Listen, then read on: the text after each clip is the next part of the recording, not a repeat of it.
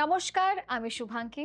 আবারও আরেকটা এপিসোড নিয়ে আমরা চলে এসেছি সমস্যার সমাধান এবং আমার সমস্ত সমস্যার সমাধান করার জন্য যিনি আছেন আমাদের সকলের খুব প্রিয় ফ্রেন্ড ফিলোসফার এন্ড গাইড আমাদের সঙ্গে আছেন জ্যোতিষবিদ অ্যাস্ট্রোলজার জয়দেব শাস্ত্রী মহারাজ। অনেক অনেক স্বাগত আপনাকে স্টুডিওতে। জয় শ্রী ঠাকুর রামকৃষ্ণ, জয় শ্রী ঠাকুর রামকৃষ্ণ, জয় শ্রী ঠাকুর রামকৃষ্ণ। সমস্যার সমাধান অনুষ্ঠানে আপনাদের সবাইকে স্বাগত জানাই। হনুমান কি কখনো মারা যাবেন না?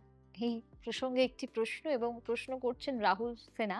বয়স তার 34 ইয়ার্স এবং আপনাকে প্রশ্ন করেছে এবং তিনি একজন সফটওয়্যার ইঞ্জিনিয়ার এবং আমরা জানতে পেরেছি তিনি বেঙ্গালুরুতে থাকেন এবং বলছেন শাস্ত্রীজি ছোটবেলায় দাদু বলতেন হনুমান এখনো বেঁচে আছেন। তিনি চিরজীবী। কিন্তু আমি বড় হয়ে ভাবি এটা কি সত্যি? একজন দেবতা কি সত্যি এখনো পৃথিবীতে আছেন?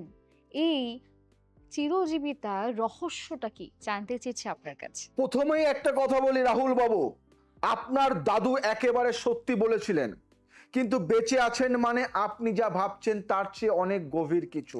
চিরঞ্জীবী মানে শুধু শরীরে বেঁচে থাকা নয়, চিরঞ্জীবী মানে যার শক্তি, প্রভাব ও উপস্থিতি কখনো শেষ হয় না। এই সত্যটা আজ বলবো আমি। সাত চিরঞ্জীবীর রহস্য। হিন্দু শাস্ত্রে 7জন চিরঞ্জীবী আছেন। প্রতিদিন সকালে এদের নাম স্মরণ করলে আয়ু বাড়ে এবং পাপ নাশ হয়। অশ্বত্থামা বলি ব্যাস হনুমানস্য বিভীষণ কৃপং পরশুরামস্য সপ্ততে চিরঞ্জীবিনী। অশ্বত্থামা মহাভারতের যোদ্ধা, বলি মহা প্রতাপশালী দানব রাজ, ব্যাস মহাভারতের রচয়িতা, হনুমান রামের পরম ভক্ত, বিভীষণ লঙ্কার রাজা, কৃপাচার্য কুরুক্ষেত্রের গুরু, পরশুরাম ভগবান বিষ্ণুর অবতার। কিন্তু এই 7জনের মধ্যে হনুমান সবচেয়ে বিশেষ। কেন? কারণ বাকি 6জন চিরঞ্জীবী হয়েছেন নিজের কর্মের ফলে, কেউ বরে কেউ অভিশাপে, কিন্তু হনুমান চিরঞ্জীবী হয়েছেন ভক্তির বলে। হনুমানের চিরঞ্জীবী হওয়ার গল্প শুনবেন। রাম রাবণের যুদ্ধ শেষে রাম অযোধ্যায় ফিরলেন, সীতা সবাইকে উপহার দিলেন, হনুমানকে দিলেন মুক্তার মালা। হনুমান মালা পেলেন, দাঁতে ভেঙে দেখলেন। সভাসদরা বললেন, এটা কি করছো? মুক্তার মালা নষ্ট করছো। হনুমান বললেন, প্রতিটি মুক্তায় রামের নাম আছে কি না দেখছি। প্রতিটি মুক্তায় রামের নাম আছে কিনা সে দেখছে। যেখানে রামের নাম নেই সেই মুক্তার কি মূল্য? সভাসদরা বললেন, তাহলে তোমার শরীরে রামের নাম নেই, তুমি মূল্যহীন। হনুমান বুক চিরে দেখালেন, সেখানে লেখা রাম, হৃদয়ে রামের নাম। রাম বললেন, হনুমান তুমি যতদিন পৃথিবীতে রাম নাম আছে ততদিন থাকবে। রাম নাম যতদিন মানুষের মুখে তুমি ততদিন জীবিত। রাহুল বাবু, এই কথাটা বুঝুন। আজও পৃথিবীতে লক্ষ লক্ষ মানুষ হনুমান চালিসা পড়েছেন, জয় বজরংবলী বলছেন, রাম নাম নিচ্ছেন। তার মানে হনুমান আজও জীবিত কোটি কোটি মানুষের হৃদয়ে। একটা অজানা রহস্য শুনবেন, হনুমান কি এখনো পৃথিবীতে আছেন? এটাই তো আপনার কোশ্চেন। শাস্ত্রে একটা কথা আছে যা অনেকে জানেন না। যেখানে রাম কথা হয়, যেখানেই রাম নাম কীর্তন হয়, হনুমান সেখানে অদৃশ্যভাবে উপস্থিত থাকেন। আমি জানি, এই কথা বলবো আপনাকে, তিনি দেখা দেন না কিন্তু থাকেন। এজন্যই রামায়ণ পাঠের সময় একটা আসন খালি রাখা হয় হনুমানের জন্য। এটা কুসংস্কার নয়, এটা বিশ্বাস, এবং বিশ্বাসের শক্তি হনুমানকে জীবিত রাখে। জ্যোতিষীর আলোয় হনুমান, জানেন হনুমানের কারক গ্রহ মঙ্গল। মঙ্গল হলেন শক্তি, সাহস ও ভক্তির গ্রহ। হনুমান মঙ্গলবারে বিশেষভাবে পূজিত হন। যার কুণ্ডলিতে মঙ্গল দুর্বল তার জন্য হনুমানের সাধনা সবচেয়ে জরুরি। কিন্তু একটা বিশেষ কথা, হনুমান শনির প্রভাবও কমান। শনিদেব একবার হনুমানকে বন্দি করতে চেয়েছিলেন। হনুমান তাকে লেজে জড়িয়ে ঘুরিয়েছিলেন। তারপর থেকে শনি বলেছিলেন, হনুমানের ভক্ত আমি কষ্ট দেব না, হনুমানের ভক্ত আমি কষ্ট দেব না। এই জন্যই শনির 7.5-তেও হনুমানের সাধনা কার্যকর। তন্ত্রের একটা প্রতিকার বলি, হনুমান চালিসার অলৌকিক শক্তি। প্রতিদিন সকালে হনুমান চালিসা পাঠ করুন। এটা শুধু পাঠ নয়, এটা একটি শক্তিশালী তন্ত্র। 40টি চোপাই মিলিয়ে এই স্রোত একটি সম্পূর্ণ রক্ষা কবচ। মঙ্গলবারের বিশেষ সাধনা, প্রতি মঙ্গলবার সূর্যোদয়ের আগে উঠুন, স্নান করে লাল পোশাক পরুন, হনুমান মন্দিরে সিঁদুর ও চামেলির তেল অর্পণ করুন। ওং হং হনুমাতে রুদ্রাত্মকায় হং ফট 100 বার, 108 বার জপ করুন। শনির সাড়ে সাতিতে বিশেষ প্রতিকার, শনির সাড়ে সাতিতে প্রতি শনিবার হনুমান মন্দিরে যান, হনুমান চালিসা 7 বার পাঠ করুন, শনির প্রভাব কমবে। হনুমান চিরঞ্জীবী, কারণ ভক্তি চিরন্তন। যতদিন একটি মানুষ জয় হনুমান বলবে, হনুমান বেঁচে থাকবেন। এবং এই পৃথিবীতে যতদিন কষ্ট আছে, যতদিন অন্যায় আছে, মানুষ হনুমানকে ডাকবে। তার মানে হনুমান কখনো শেষ হবে না, কারণ ভক্তের হৃদয়ে হনুমানের বাসস্থান। বুঝলে? বুঝতে হবে, কথা বুঝতে পারলে উত্তরও মিলে যাবে, তাই তো নাকি? একদমই তাই। যাব পরের প্রশ্নে। সরস্বতীর হাতে বীণা কেন? তিনি কি সুর ছাড়া জ্ঞান দেন না? এটা একটা প্রশ্ন করেছেন। এবং শ্রীমতী পূজা চ্যাটার্জি, তার বয়স 22 বছর, তিনি একজন সঙ্গীত শিক্ষার্থী এবং তার বাড়ি আর কি বিষ্ণুপুরে, তিনি জানিয়েছেন এবং বলছেন, শাস্ত্রীজি মা সরস্বতীর জ্ঞানের দেবী, কিন্তু তার হাতে বীণা কেন? জ্ঞান কি সঙ্গীত ছাড়া আসে না? বই ছাড়া বীণা কেন? এই সংযোগটি আমি কখনো বুঝতে পারিনি। প্রথমেই একটা কথা বলি পূজা দেবী, আপনি সঙ্গীত শিক্ষার্থী, এই প্রশ্নটা করার সবচেয়ে যোগ্য মানুষ আপনি। কিন্তু উত্তরটা শুনে আপনি অবাক হবেন। বীণা শুধু একটা বাদ্যযন্ত্র নয়, বীণা হলো সমগ্র মহাবিশ্বের প্রতীক। বীণার 7টি তার, 7টি রহস্য। বীণায় 7টি তার, সা রে গা মা পা ধা নি, এই 7 স্বর। কিন্তু এই 7টি তারের গভীর অর্থ, প্রথম তার সা, পৃথিবীর স্বর, সবকিছুর ভিত্তি, মাটির সাথে সম্পর্কিত। দ্বিতীয় তার রে, জলের স্বর, প্রবহমান পরিবর্তনশীল। তৃতীয় তার গ, অগ্নির স্বর, তেজ ও শক্তির প্রতীক। চতুর্থ তার ম, বায়ুর স্বর, সর্বত্র বিরাজমান। পঞ্চম তার প, আকাশের স্বর, অসীম ও শূন্যের প্রতীক। ষষ্ঠ তার ধ, মনের স্বর, অনুভূতি ও চেতনার প্রতীক। সপ্তম তার নি, আত্মার স্বর, সর্বোচ্চ চেতনার প্রতীক। 5 মহাভূত আর মন ও আত্মায় 7টি মিলিয়েই সৃষ্টি। বুঝলে? সবকিছু ছেলেখেলা নয়। মা সরস্বতীর বীণা মানে তিনি সমগ্র সৃষ্টিকে তার হাতে ধরে আছেন। জ্ঞান ও সঙ্গীতের সম্পর্ক আধুনিক বিজ্ঞানের আলোয় পূজা দেবী, এখন আধুনিক বিজ্ঞান বলছে সঙ্গীত শিশুর মস্তিষ্ক বিকাশে সাহায্য করে। সঙ্গীত শুনলে মস্তিষ্কের ডোপামিন নিঃসৃত হয়, যা শেখার গতি বাড়ায়। সঙ্গীত চর্চা করলে গণিত ও ভাষার দক্ষতা বাড়ে। 1000 বছর আগে আমাদের ঋষিরা এটা জানতেন, তাই বেদ শুধু লেখা নয়, গাওয়া হয়। ঋগ্বেদ, সামবেদ, এগুলি সুরে সুরে, জ্ঞান সুরে সুরে আসে। এটাই সরস্বতীর বীণার বার্তা। বুঝলেন? একটা কাহিনী বলবো। সরস্বতীর জন্মের অজানা গল্প জানেন? একটা গল্প আছে যা অনেকে জানেন না। ব্রহ্মা সৃষ্টি করলেন, কিন্তু সৃষ্টি শুধু রূপ পেল, প্রাণ পেল না। ব্রহ্মা ভাবলেন, প্রাণ কোথায়, প্রাণ কোথায়? তখন তার মুখ থেকে বেরিয়ে এলেন সরস্বতী। ব্রহ্মা বললেন, তুমি এসেছো, এখন সৃষ্টিতে প্রাণ দাও। সরস্বতী বীণায় সুর তুললেন, সেই সুরে সৃষ্টির প্রতিটি প্রাণী জেগে উঠল। পাথর পাথর থাকলো, কিন্তু তার মধ্যে ধ্বনি তৈরি হলো। জল থাকলো, কিন্তু তার মধ্যে প্রবাহ তৈরি হলো। বায়ু থাকলো, কিন্তু তার মধ্যে শব্দ তৈরি হলো। এবং মানুষ পেল কথা বলার ক্ষমতা। মানুষের প্রথম কথাই ছিল একটি সুর।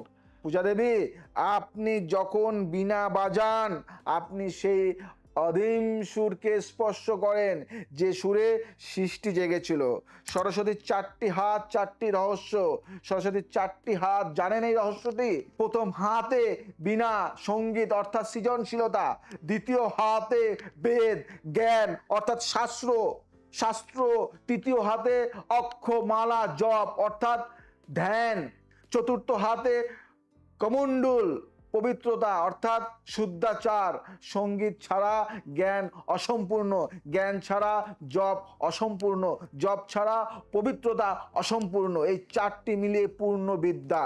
আমি যদি জ্যোতিষের আলোয় সরস্বতীর কথা বলি, সরস্বতীর কারক গ্রহ বুধ, বুধ হলেন বুদ্ধি, যোগাযোগ ও শিল্পের গ্রহ। যার কুণ্ডলিতে বুধ শক্তিশালী সে স্বাভাবিকভাবেই বিদ্যায়, সঙ্গীতে ও বাক শক্তিতে এগিয়ে যায়। বুধের সাথে বৃহস্পতির সম্পর্ক শুভ হলে এই মানুষ জ্ঞানে ও কলায় অসাধারণ হয়। আমি যদি তন্ত্রের প্রতিকার করি বা তন্ত্র দিয়ে যদি বলি সরস্বতী মন্ত্র বিদ্যা লাভের জন্য, ওং ঐং সরস্বত্যে নমঃ প্রতিদিন পড়াশুনোর আগে 108 বার জপ করুন, মনোযোগ বাড়বে এবং স্মৃতিশক্তি উন্নত হবে। বিনা পানির বিশেষ পূজা করুন। প্রতি বসন্ত পঞ্চমীতে মা সরস্বতীর পূজায় সাদা ফুল, সাদা মিষ্টি ও বই অর্পণ করুন। বাদ্যযন্ত্র পূজায় রাখুন। বুধবারের বিদ্যা সাধনা, প্রতি বুধবার পড়াশোনার নতুন বিষয় শুরু করুন। বুধবার সরস্বতীর বিশেষ দিন। জ্ঞান ও সঙ্গীত একই মায়ের দুটো সন্তান।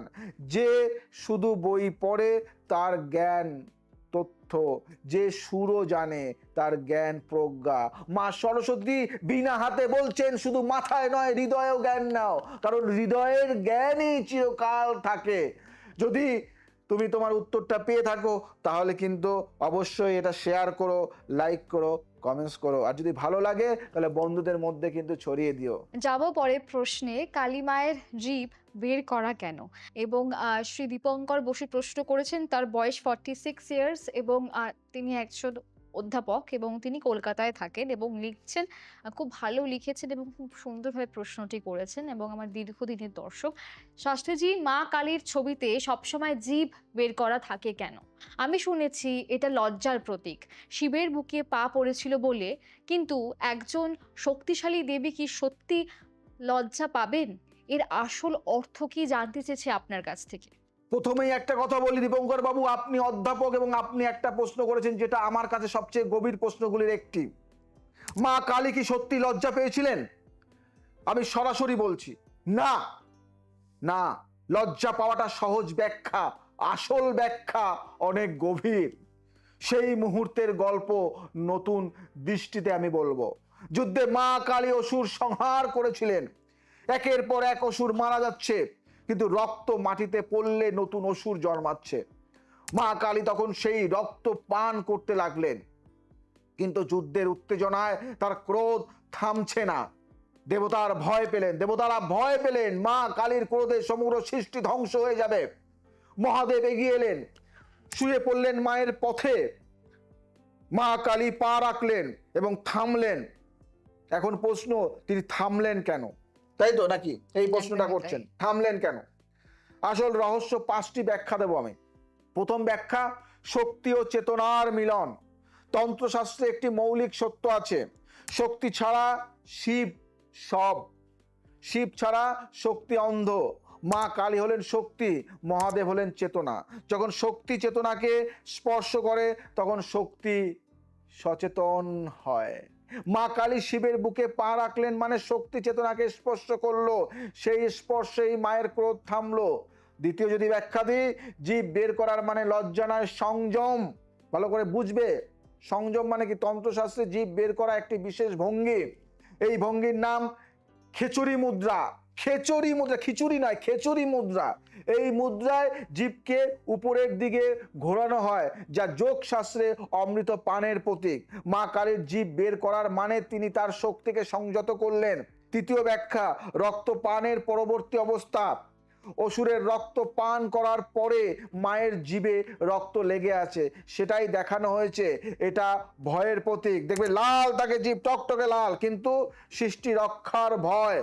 চতুর্থ ব্যাখ্যা, কালের প্রতীক। মা কালী হলেন কালের দেবী, সময়ের দেবী। জীব বের করা মানে কাল সব গ্রাস করে। মহাকাল শিবের উপরে, মহাকাল শিবের উপরে কালী, অর্থাৎ মহাকাল শিবের উপরের কালী, অর্থাৎ সময়ের উপরে কালের শক্তি। পঞ্চম ব্যাখ্যা যদি যাই, রাম ও কৃষ্ণের ব্যাখ্যা, শ্রী রামকৃষ্ণ পরমহংস বলেছিলেন সবচেয়ে সুন্দর কথা, মা কালী জিভ বের করে বলেছেন আমি সব দিচ্ছি, আমি সব দিচ্ছি, রাখলাম না কিছু, সব দান করে দিচ্ছি। জীব বের করা মানে সম্পূর্ণ আত্মনিবেদন, আত্মনিবেদন। দীপঙ্কর বাবু, 5টি ব্যাখ্যার কোনোটাতেই লজ্জা নেই, আছে শক্তি, সংযম, কাল এবং দান। মা কালীর রূপের বৈজ্ঞানিক ব্যাখ্যা চাইছেন আপনি, বলবো আপনাকে। মা কালীর রূপ দেখুন, কালো রং, কালো সব রং শোষণ করে, মা কালী সমস্ত নেতিবাচক শক্তিকে শোষণ করেন। নরমুণ্ডের মালা, মুন্ড মানে অহংকার, মা কালী অহংকার ধ্বংস করেন। খোলা চুল মুক্তির প্রতীক, বন্ধনহীন 4টি হাত, কি খড়গ, মাথা, বরদা মুদ্রা, অভয় মুদ্রা। খড়গ মানে কি অজ্ঞান কাটেন, মাথা মানে কি অহংকার সরান, বরদা মানে কি বর দেন, অভয় মানে কি ভয় দূর করেন। এই 4টি একসাথে মা কালীর সম্পূর্ণ পরিচয়। জ্যোতিষের আলোয় যদি আমি মা কালীর কথা বলি, মা কালীর কারক গ্রহ শনি ও রাহু। শনি হলেন কাল ও ন্যায় বিচারের গ্রহ, রাহু হলেন অন্ধকার ও রহস্যের গ্রহ।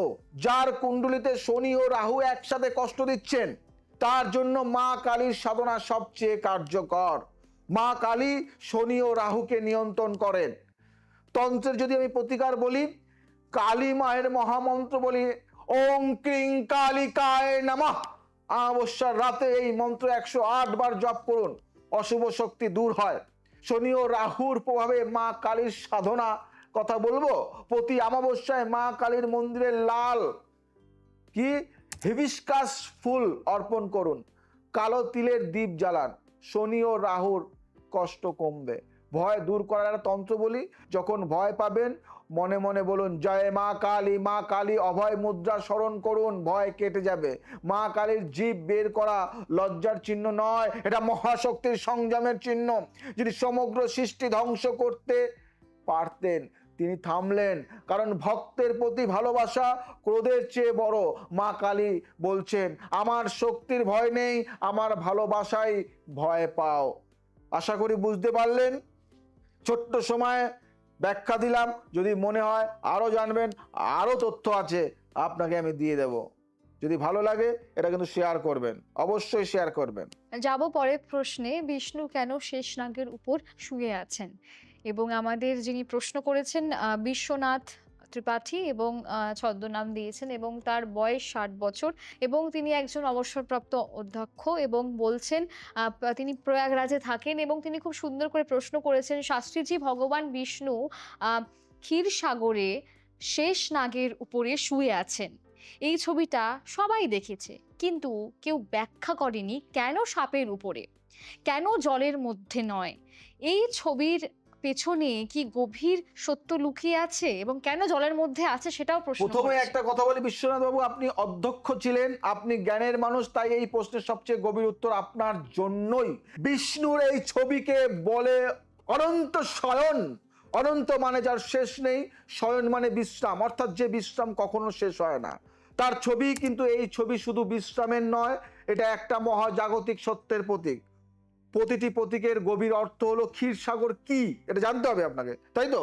ক্ষীর মানে দুধ, ক্ষীরসাগর মানে দুধের সমুদ্র, কিন্তু দুধের সমুদ্র বাস্তবে নেই, তাহলে এটা কিসের প্রতীক এটাও জানতে হবে। বৈদিক দর্শনে ক্ষীরসাগর হলো চেতনার সমুদ্র, শুদ্ধ সাধা অবিচল চেতনা। বিষ্ণু সেই চেতনার সমুদ্রে বিশ্রাম নিচ্ছেন, মানে পরমাত্মা বিশুদ্ধ চেতনার মধ্যে বিরাজ করেন। শেষ নাগ মানে কেন সাপের উপরে? শেষ নাগ হলেন অনন্ত, যার শেষ নেই। সাপ বৃত্তাকারে কুণ্ডলী পাকায়, বৃত্তের শেষ নেই, শুরুও নেই, তাই তো নাকি? বৃত্তের শেষ শুরু কিছুই নেই। এই বৃত্তই সময়ের প্রতীক, অনন্ত কালের প্রতীক। বিষ্ণু শেষনাগের উপর মানে পরমাত্মা সময়ের উপরে, তিনি কালের বাইরে। সাপের 7 মাথা কি? শেষনাগের 7টি মাথা, 7 আকাশ, 7 লোক, 7 গ্রহ। বিষ্ণু 7টি লোকের উপরে বিরাজ করেন।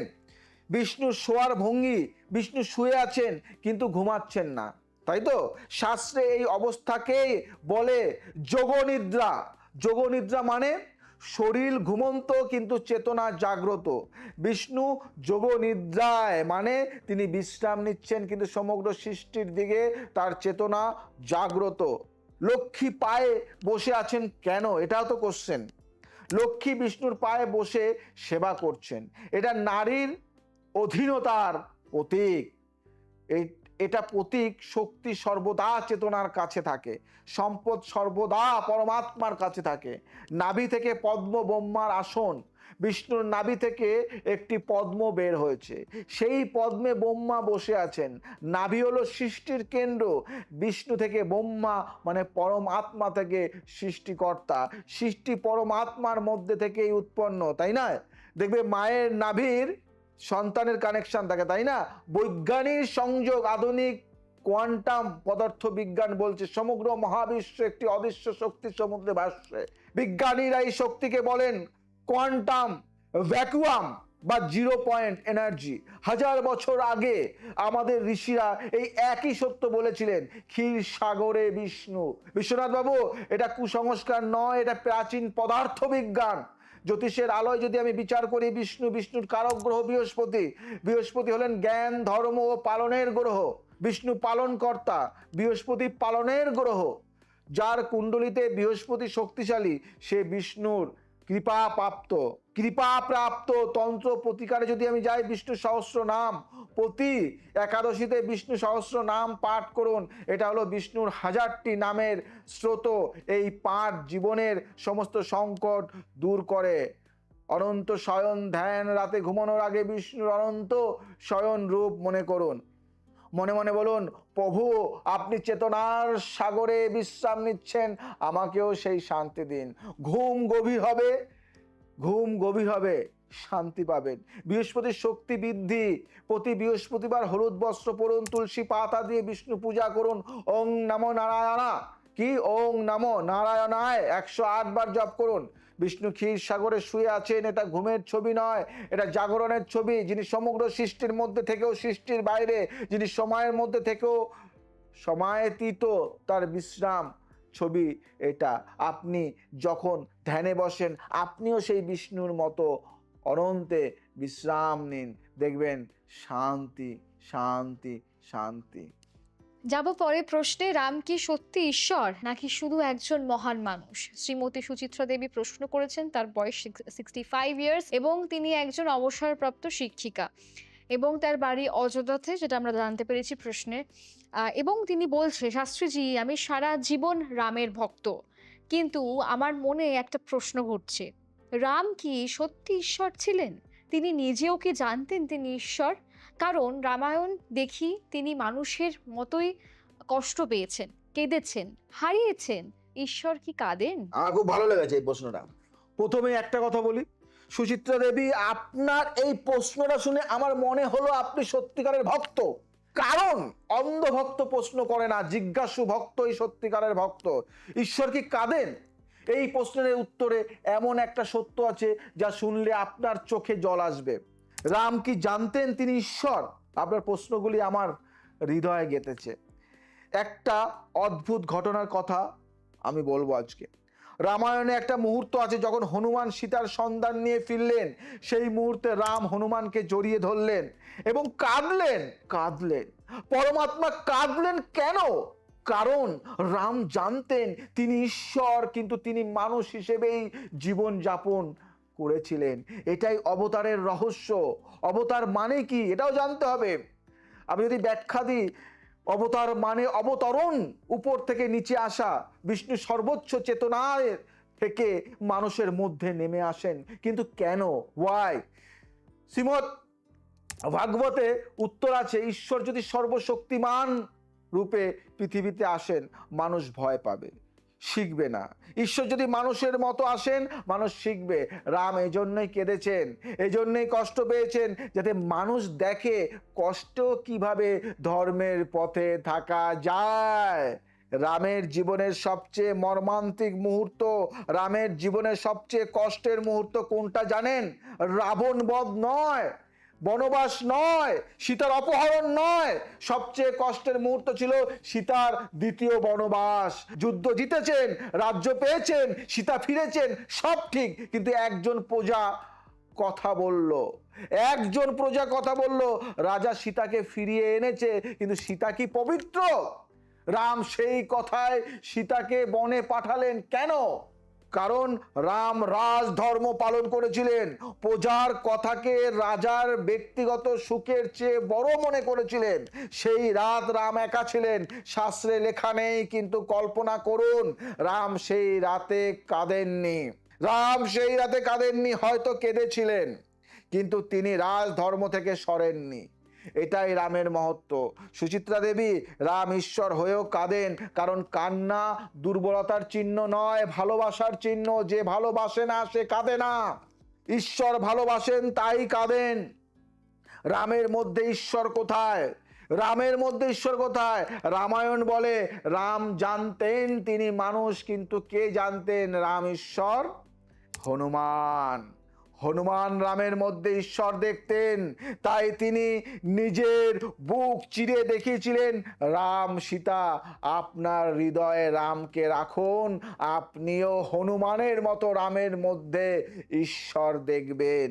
জ্যোতিষের আলোয় যদি আমি বিচার করি, জ্যোতিষের আলোয় রাম, রামের কারক গ্রহ সূর্য, রাম সূর্য বংশের রাজা, সূর্যই তার পূর্বপুরুষ। সূর্য হলেন আত্মার গ্রহ, সত্যের গ্রহ, রাজধর্মের গ্রহ। যার কুণ্ডলিতে সূর্য মানে রবি শক্তিশালী, সে রামের মতো সত্য ধর্মের পথে চলে। আর যদি তন্ত্রের কথা বলি, তন্ত্রে যদি প্রতিকারেও যায়, রাম নাম সর্বোচ্চ মন্ত্র। রাম নাম, শ্রীরাম জয় রাম, জয় জয় রাম, শ্রীরাম জয় রাম, জয় জয় রাম। এই মন্ত্র প্রতিদিন 108 বার জপ করুন। রাম নাম হলো সব মন্ত্রের সার। তুলসীদাস বলেছিলেন রাম নাম মানুষ চিন্তামণি, রামের নামই চিন্তামণি, ইচ্ছা পূরণের মণি। রাম রক্ষাস্ত্রোত, প্রতিদিন সকালে রাম রক্ষাস্ত্রোত পাঠ করুন। এটা সম্পূর্ণ শরীর ও মনের রক্ষা কবচ। রবিবারের সূর্য পূজা, প্রতি রবিবার সূর্যকে জল দিয়ে রাম নাম জপ করুন। সূর্য শক্তিশালী হলে জীবনে সত্য ন্যায়ের পথ উজ্জ্বল হয়। রাম কাঁদেন কারণ ঈশ্বর ভালোবাসেন, রাম কাঁদেন কারণ ঈশ্বর ভালোবাসেন। রাম কষ্ট পান কারণ ঈশ্বর অনুভব করেন। রাম ধর্মের পথ ছাড়েন না কারণ ঈশ্বর সত্যের প্রতীক। প্রশ্ন নয় রাম কি ঈশ্বর, প্রশ্ন হওয়া উচিত আমি কি রামের মতো হতে পারবো, সেই চেষ্টাতেই ঈশ্বরত্ব। সব সময় শুধু নেগেটিভ কোশ্চেন, নেগেটিভ প্রশ্ন ভালো লাগে না। নিজেকে তৈরি করতে হবে, নিজেকে জানতে হবে। আপনারা যে প্রশ্ন করেছেন আমি খুশি, কিন্তু আগে নিজেকে তৈরি করতে হবে, জানতে হবে, সত্য জানাটা দরকার। ভুলভাল ব্যাখ্যা জেনে মানুষ কত পিছিয়ে পড়ছে। আমি সমস্ত মানুষকে শ্রদ্ধা করি, ভালোবাসি এবং সবাইকে একটা কথা বলি, জয়দেব শাস্ত্রীর কাছে সমস্ত প্রশ্নের উত্তর আছে। আমি সব জানতা হনুমান নই, আমি সব জানতা মানুষ আমি নই। আমি বলি না আমি সেই হনুমান, আমি সেই মানুষ যে অনন্ত শক্তিশালী হয়ে সূর্যকে তার হাতের মুঠোয় রাখার ক্ষমতা রাখে। সে নিজেকে শক্তিশালী মনে করে না, সেও রাম নাম জপ করে। এটাই তো বোঝার কথা, এটাই তো ব্যাখ্যা। এর থেকে বড় ব্যাখ্যা কিছু আছে?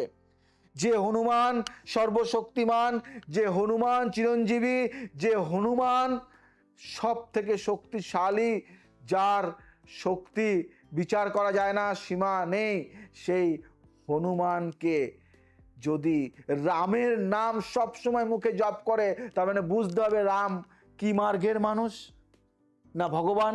তাই তো? এই তো তোমার সব প্রশ্নের উত্তর পেয়ে গেছো। আশা করি যদি ভালো লাগে তাহলে কিন্তু শেয়ার করো, লাইক করো, কমেন্ট করো। আর সবাইকে বলি, ওয়েস্ট বেঙ্গলে একটা ভালো জায়গায় সুন্দর একটা মন্দির হতে চলেছে। যে ছেলেটি 51 কালী বাড়ি তৈরি করেছে, সেই ছেলেটি হনুমান কালী মন্দির তৈরি করতে চলেছে। তাই দেরি নয়, হাত চাই তোমাদের হাত চাই। হনুমান কালী মন্দির, হনুমান কালী 51 ফুট হনুমান কালী মন্দির তৈরি করতে চলেছে জয়দেব শাস্ত্রী। 51 ফুট হনুমান কালী মন্দির, 51 ফুট 51 কালী মন্দির তোমাদের সবাইকে দিয়েছে জয়দেব শাস্ত্রী। এবার 51 ফুট হনুমান কালী মন্দির হতে চলেছে। তাই তোমাদের সহযোগিতা একান্তই কাম্য। পাশে থাকো হিন্দু ভাই, পাশে থেকো। সবাইকে বলি কঠোর হিন্দু, পাশে থেকো। জয় শ্রী ঠাকুর রামকৃষ্ণ।